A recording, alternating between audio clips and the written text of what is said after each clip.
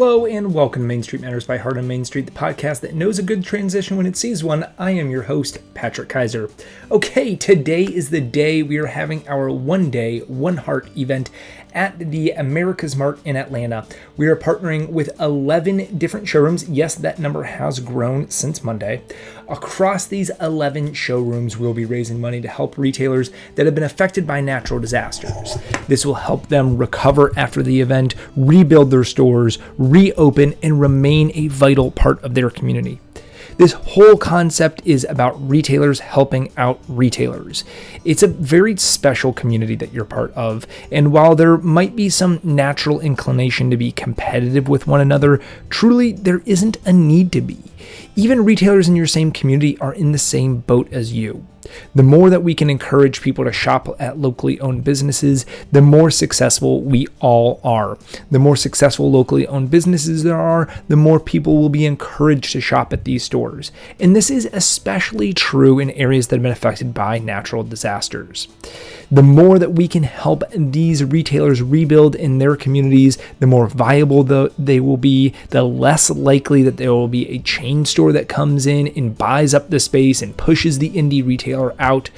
And the more money that's spent at a locally owned business, the more money that stays in the community. So this is a really long-winded way of saying that when you help out another retailer rebuild their store, you're not just helping out that one store, but you're helping a whole local economy recover. So how can you help? If you're coming to Atlanta to the gift show, come visit one of our participating showrooms.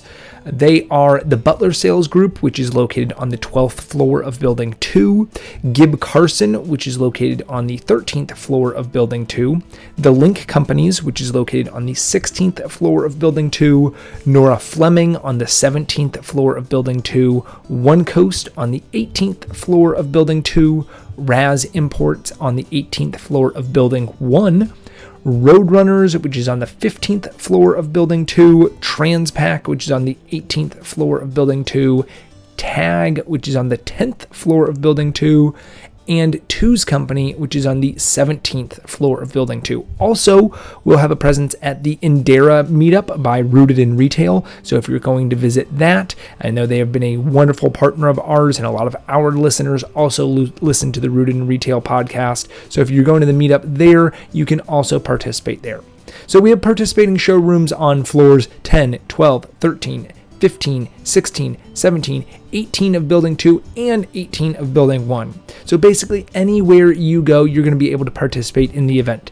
And while you're there, if you visit any of these showrooms, ask any of the sales reps how you can help. They will have QR codes that you can scan to donate.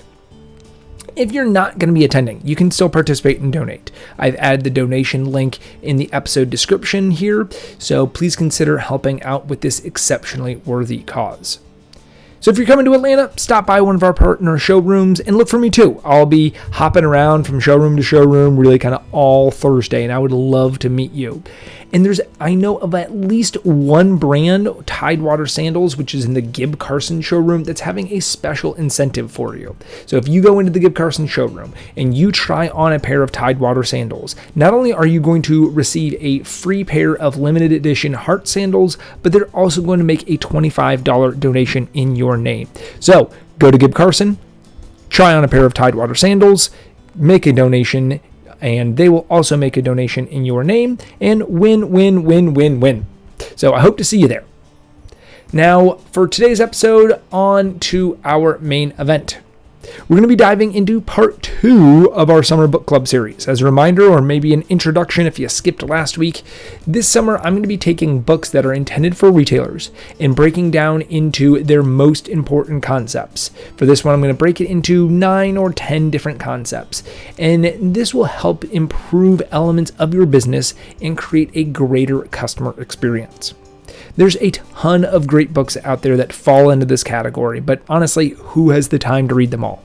Well, me, I guess. So I'll do the reading, you do the listening, and we'll all grow together.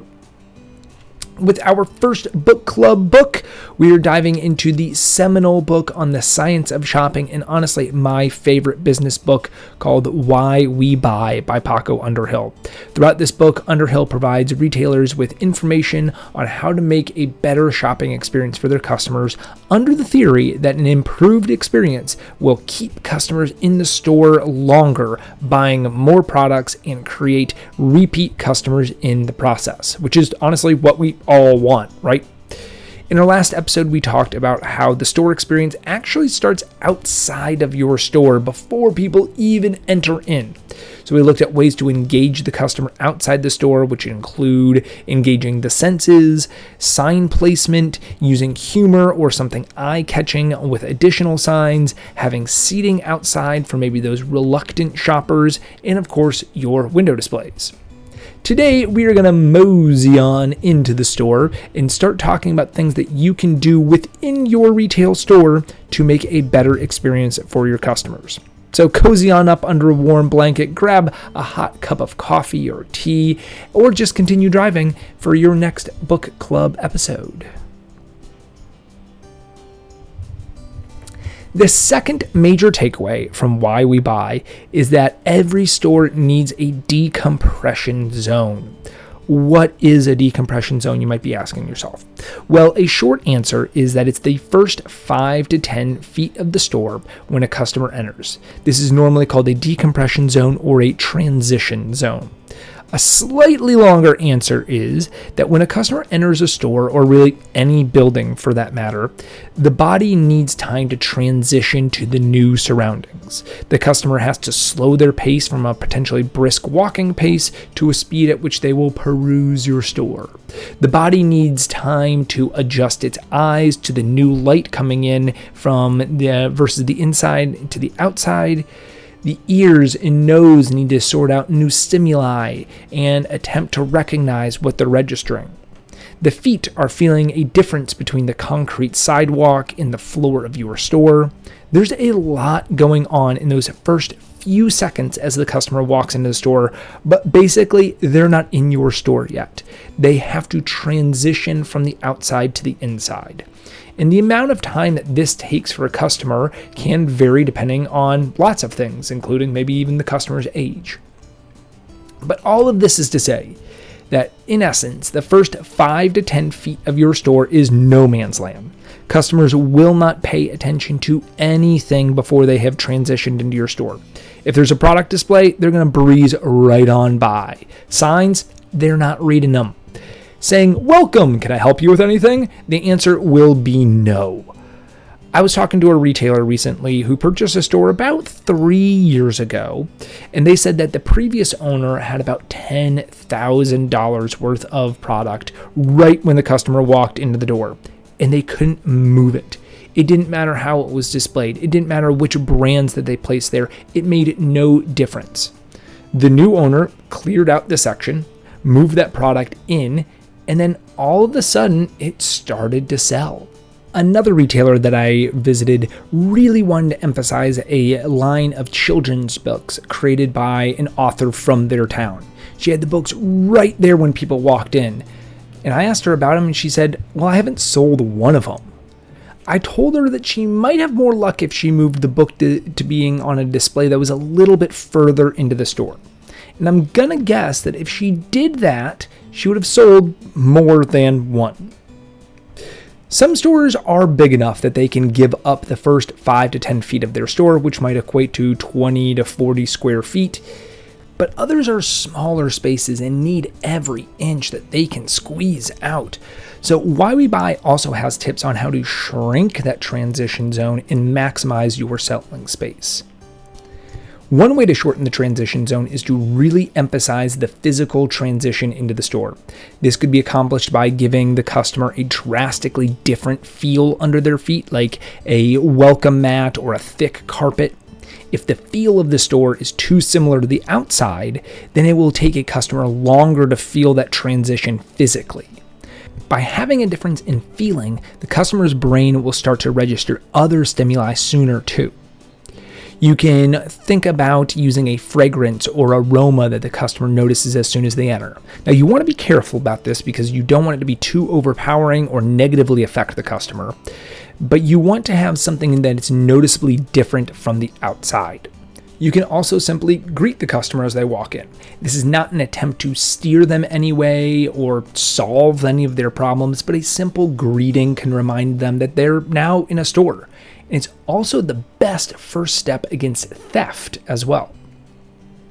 Another strategy to shorten the zone is to use product displays to stop the customer in their tracks. One way of doing this is to create what's called a power display or a horizontal display that acts like a speed bump, and a gigantic billboard for what the customer will encounter once they are inside the store. This objective might not be to actually get the customer to shop at this display, but rather to get them in the mood for the rest of the store. You can catch up with the product later in another section, but this is designed to slow them down and whet their appetite. On the opposite end of the spectrum would be to have some deeply discounted merchandise in the transition zone, something set at a price that is way too good to even pass up. Be careful not to become known for discount products, but having a great deal at the front can make people stop and take notice sooner. The last concept is to actually extend your transition zone, but to start it outside. This idea became much more widespread during COVID, where stores brought their merchandise outside into open air so people could shop, but the same concept can still be applied to the transition zone. If people start looking at your items outside, it makes the transition to the inside easier and faster.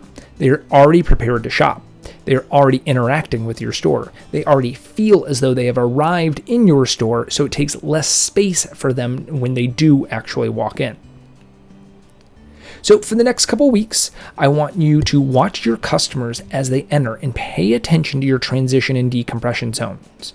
I want you to focus on how long, like how many steps it takes them to feel like they're actually inside your store. What did they walk by without even paying attention to? And you do the same thing either in your store or other stores that you visit. So yes, walk in, turn around, and look back towards the door.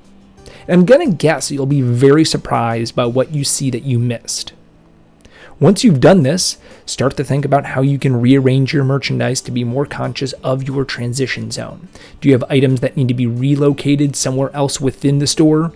Are there items that everyone is consistently passing by? It might kind of solve some questions that you have as to why this product isn't moving at all. Can you create a speed bump display to slow people down and give them a glimpse at what they're going to see within the store? Can you add something to that space to make that transition more noticeable and shorten the time it takes for a customer to recognize that they're in your store? By understanding your transition zone, more customers will see more of your products that you have to offer and will be more likely to find what they came in to buy. So until next time, stay safe, shop local, and keep your heart on Main Street. This episode was written, produced, researched, and edited by me, Patrick Keiser, with a very special thanks to Paco Underhill and his book, Why We Buy. For more information about Heart on Main Street, you can visit www.heartonmainstreet.org. You can also email me directly at contact@heartonmainstreet.org. Thanks. Bye.